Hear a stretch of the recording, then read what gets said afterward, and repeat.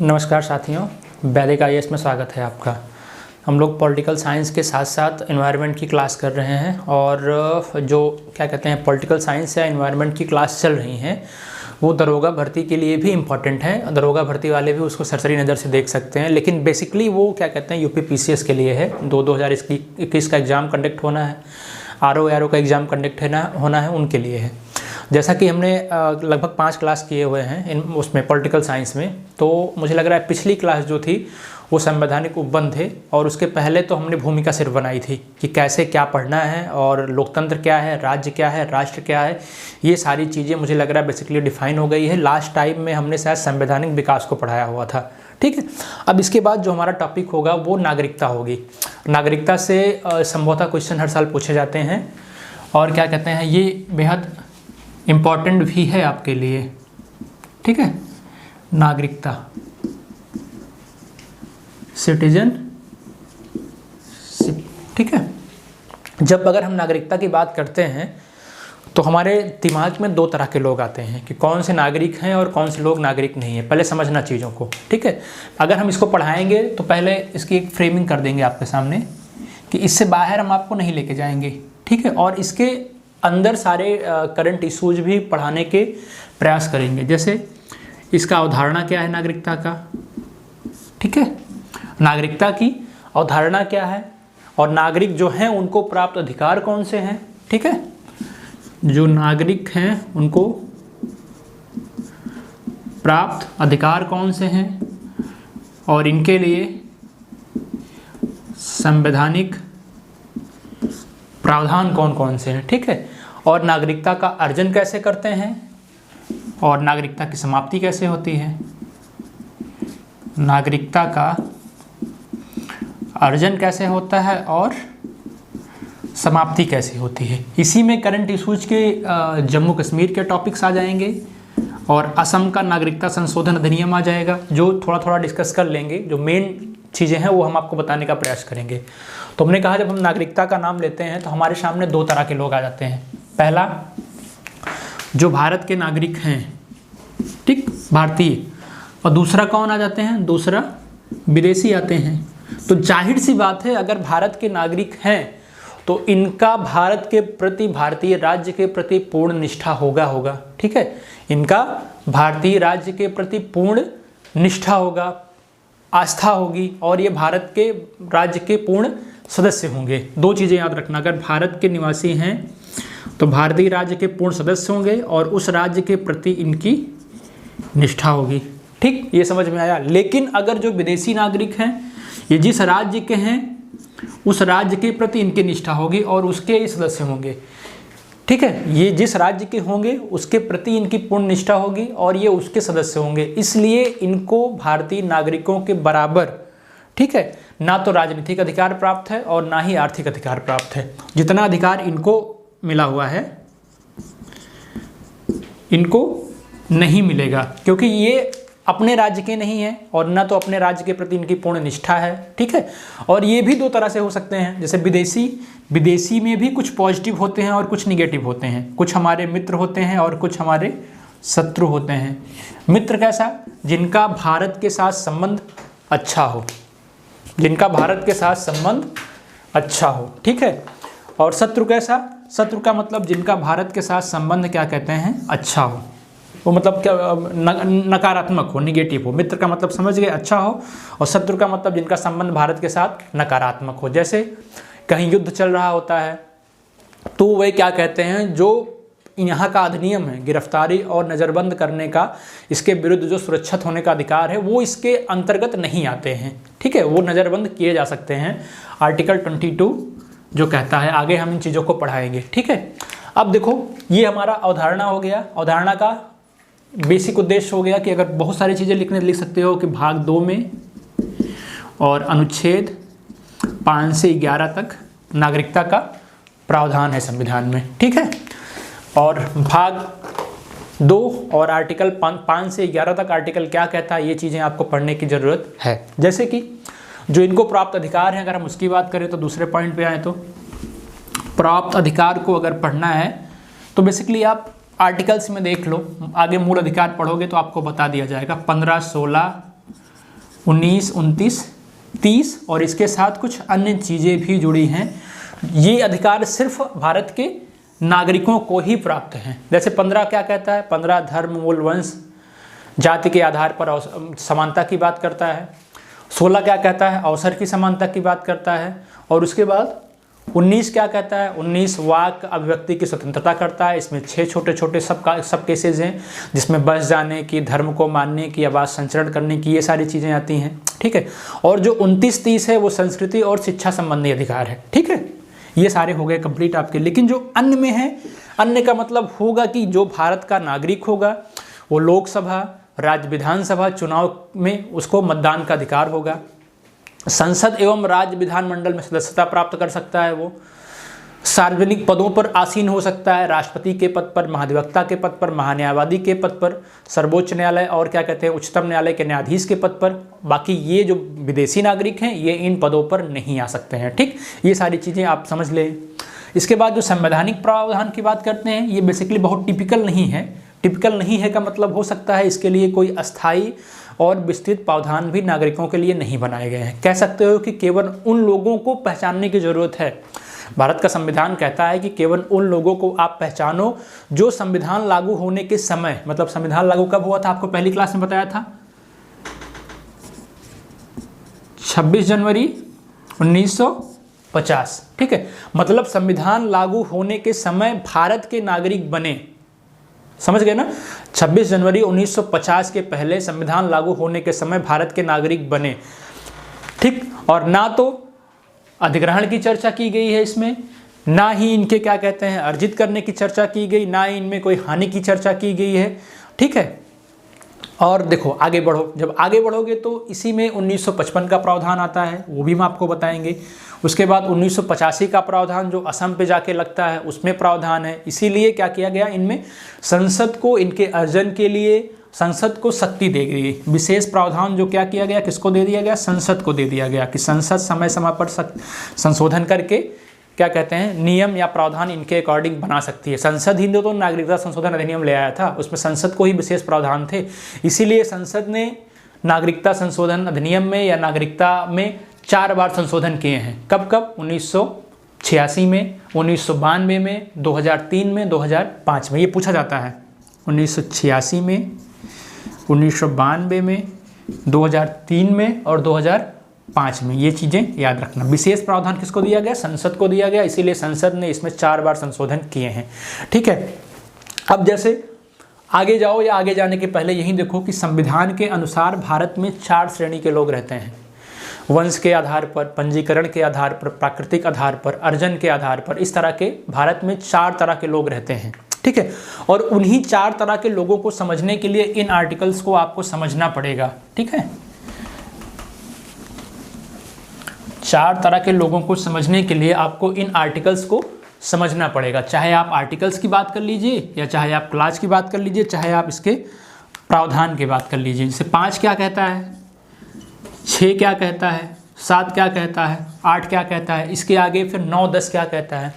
5 क्या कहता है कि वह व्यक्ति जो भारत का मूल निवासी हो, ध्यान देना, वह व्यक्ति जो भारत का मूल निवासी हो, उसका यहीं पर जन्म हुआ हो, उस व्यक्ति का भारत में ही जन्म हुआ हो, या फिर उसके माता पिता में से किसी एक का भारत में ही जन्म हुआ हो। ठीक है, देखो, वह व्यक्ति जो भारत का मूल निवासी हो, उसका यहीं पर जन्म हुआ हो, उसके माता पिता में से किसी एक का यहीं पर जन्म हुआ हो, या फिर संविधान लागू होने के 5 वर्ष पहले से भारत में रह रहा हो। मतलब 26 जनवरी 1950 के पहले 5 वर्ष पहले से भारत में रह रहा हो, वो क्या होगा, भारत का नागरिक मान लिया जाएगा। ये आर्टिकल 5 कहता है। ठीक, संविधान का आर्टिकल 5 कहता है, साफ साफ आपसे कभी कभी पूछ लेता है। और 6 क्या कहता है, 6 कहता है कि वह व्यक्ति जो पाकिस्तान से आया हो। ठीक, वह व्यक्ति जो पाकिस्तान से भारत आया हो और उसके माता पिता, दादा दादी अविभाजित भारत में पैदा हुए हों तो भी वो भारत का नागरिक माना जाएगा। कौन, या तो उसके माता पिता या फिर उसके, ठीक, दादा दादी में से कोई एक, जब भारत विभाजित नहीं हुआ था तब उस समय के पैदा हों।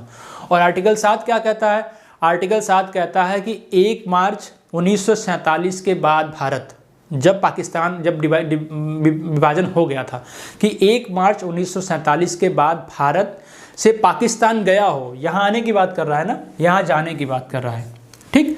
1 मार्च 1947 के बाद भारत से पाकिस्तान चला गया हो लेकिन फिर लौट कर आया हो, लेकिन वह भी भारत का नागरिक बन सकता है, लेकिन उसको पंजीकरण के बाद 6 माह तक भारत में रहना होगा। ये आर्टिकल 7 कहता है, ठीक, कि चला गया हो लेकिन लौट के फिर आया हो, आने के बाद पंजीकरण कराया हो और लगभग 6 महीने भारत में रहा हो, वो भी भारत का नागरिक बन सकता है। और आर्टिकल 8 आपका क्या कहता है? आर्टिकल 8 कहता है कि वह व्यक्ति जिसके माता पिता, दादा दादी अविभाजित भारत में पैदा हुए हों लेकिन भारत के बाहर रह रहा हो, ठीक है, नागरिक हो सकता है लेकिन पंजीकरण के द्वारा, क्या कहते हैं, पंजीकरण के द्वारा अपना पंजीकरण करवाया हो और पंजीकरण के बाद भारत में रहे तो उसको मान लिया जाएगा, ठीक है। तो ये आर्टिकल 5 समझ में आ गया, 6 आ गया, 7 आ गया, 8 आ गया, या कह सकते हो कि नागरिकता के प्रावधान आपको सारे के सारे आर्टिकल के माध्यम से समझाने का प्रयास किया। अब इसके आगे बढ़ोगे तो 9 क्या कहता है, इसी के साथ देख लीजिए, 3 और बचे हैं, 9, 10 और 11, ठीक। 9 क्या कहता है ये जानने की जरूरत है कि आर्टिकल 9 कहता है कि वह व्यक्ति भारत का नागरिक नहीं होगा जो स्वेच्छा से किसी और देश की नागरिकता को ग्रहण कर लिया हो, ठीक। अगर कोई व्यक्ति किसी दूसरे देश की नागरिकता को स्वेच्छा से ग्रहण कर लिया हो तो यहाँ की नागरिकता उसकी क्या होगी, समाप्त हो जाएगी। और आर्टिकल 10 क्या कहता है? 10 कहता है कि नागरिक समझा जाता है भारत का, ठीक है, वह संसद द्वारा बनाई गई विधि के उपबंधों के अधीन भारत में नागरिक बना रहे तो। संसद जो नियम बनाती है उसके अधीन, क्या कहते हैं, बाद में भी संशोधन करने पे अगर वो संसद के उस पैमाने पे खरा उतर रहा है तो भी भारत का नागरिक रह सकता है। जैसे कि अभी एनआरसी आया, ठीक है, असम का, तो उसमें संसद ने जो नियम बनाया उसके नियम के अकॉर्डिंग जो खरा उतरा उसी को क्या कहते हैं, नागरिकता में रहने का मतलब समझाया गया। जैसे असम में क्या हुआ, असम में हुआ ये कि नागरिकता संशोधन 1900 क्या था, 85-86 जो भी था, क्या हुआ, 1986 के लिए विशेष प्रावधान किया गया। उसमें क्या कहा गया, उसमें कहा गया 2 प्रावधान थे, दोनों को समझना अच्छे से। असम के लिए 2 प्रावधान थे। पहला प्रावधान ये था कि भारतीय मूल का व्यक्ति जो 1 जनवरी 1986 के पहले बांग्लादेश से असम आया हो, देखो 2 देशों की बात की गई है, एक बांग्लादेश और दूसरा असम। कब?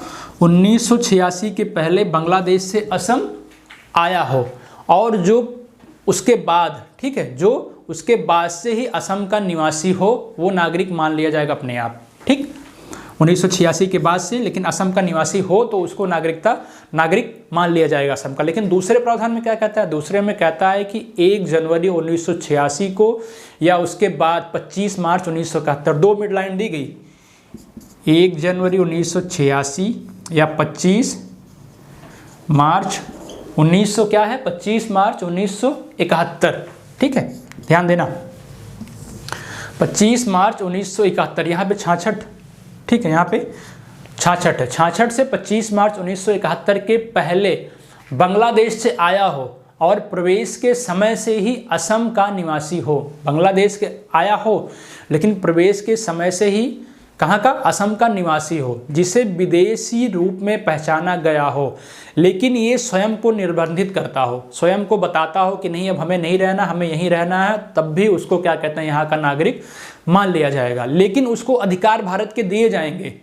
इस व्यक्ति को जो 2nd क्लास में है इसको भारत के सारे अधिकार दिए जाएंगे लेकिन वोट देने का अधिकार इसको कभी नहीं मिलेगा, ठीक, ये चीज़ याद रखना, ठीक।